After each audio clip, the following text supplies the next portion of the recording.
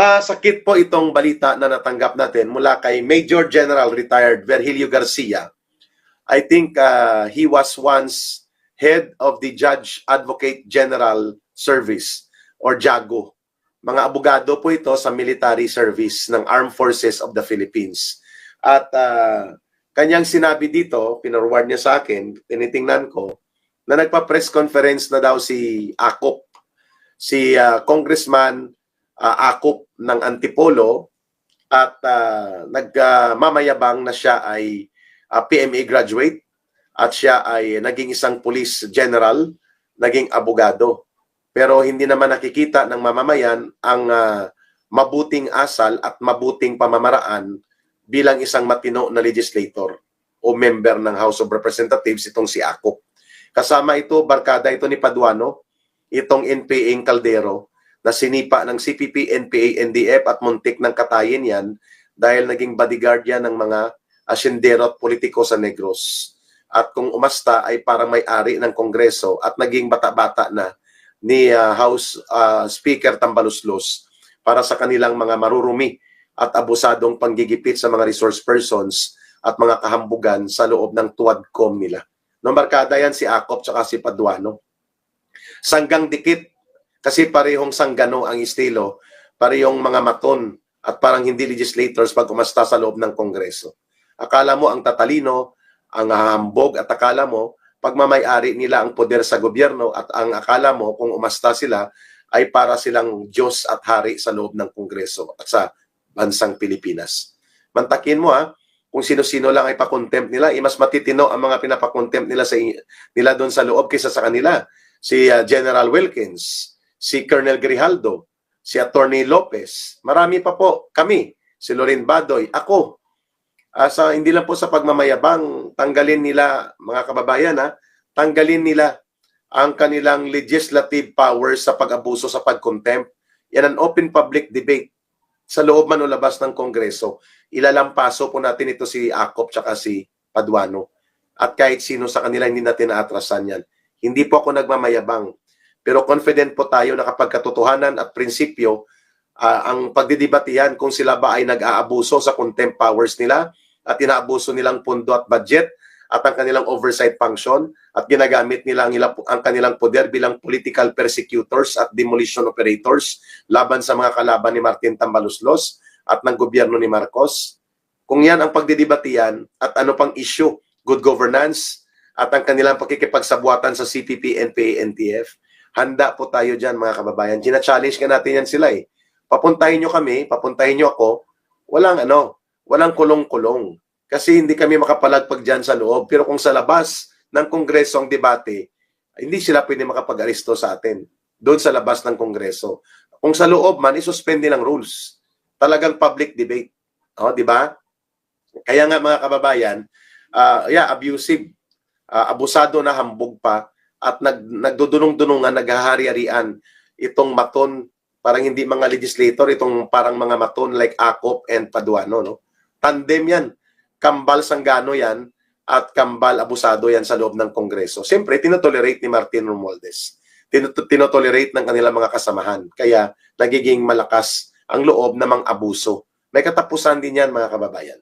Itong sinabi ni Akop, mga kababayan, kaya nag-live videos tayo ngayong umaga.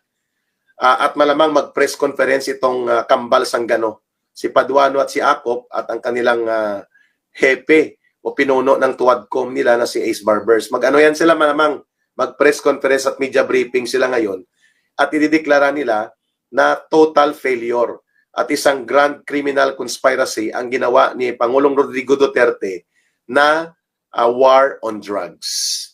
Wow! Heavy! So, nag-leak na po ang report ni Akop at ng kanilang tuwadcom. Dinideklara nilang guilty sa criminal enterprise operations in the guise of war on drugs ang administrasyon ni former President Rodrigo Duterte.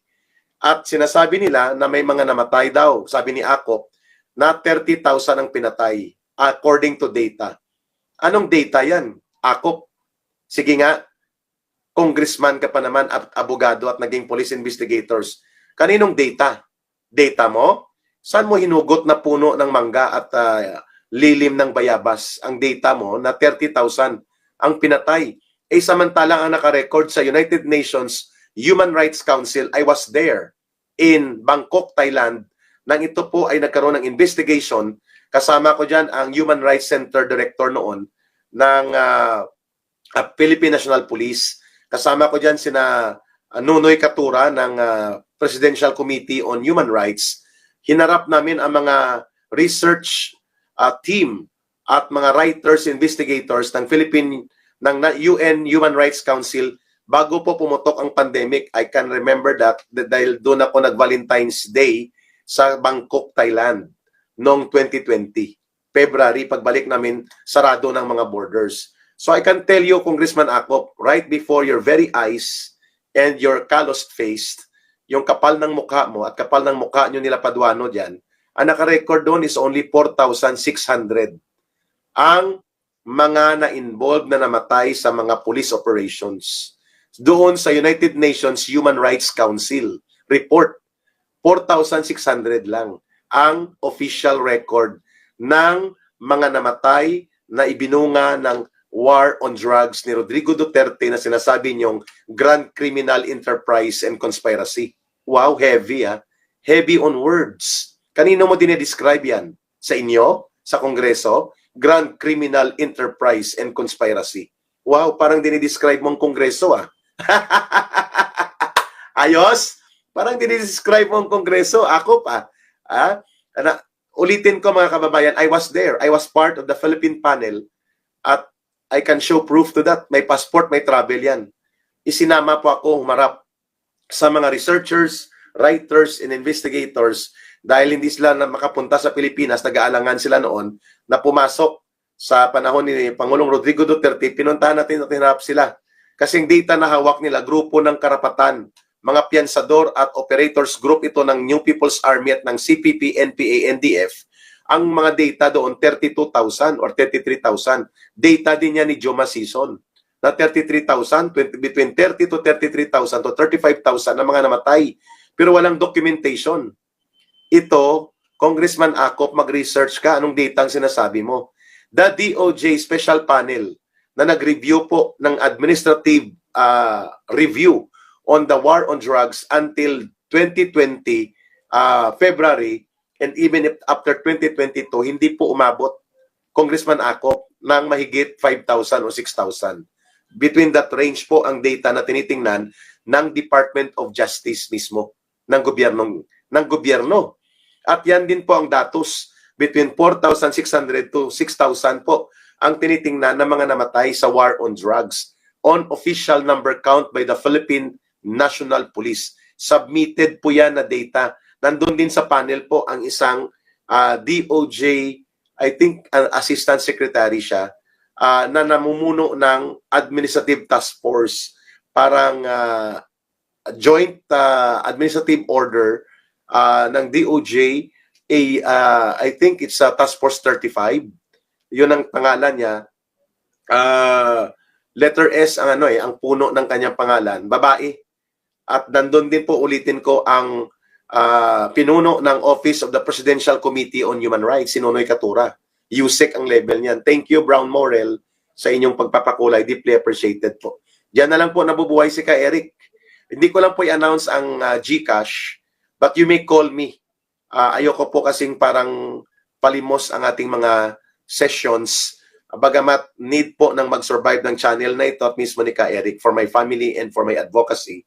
I-announce ko na lang mamaya towards the end yung number ko po sa cellphone. You may call me para po hindi ma-scam na hindi po direkta magpadala. Baka may mag-claim kasi ng GCash na si Ka Eric po ito, stop niya, dito nyo ipadala, huwag kayo pong maniwala dyan.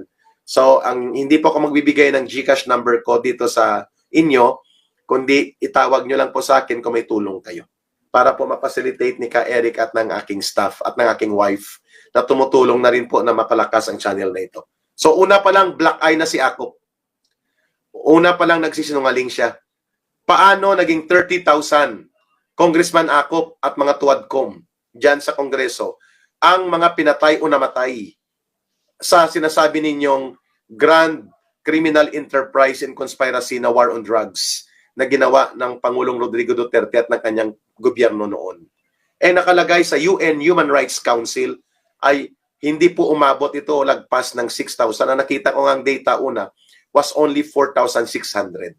And then later on may lumabas na report na pinasinungalingan po ng DOJ at ng Philippine government mismo at ng UN na hindi po umabot ng 30,000 to 35,000.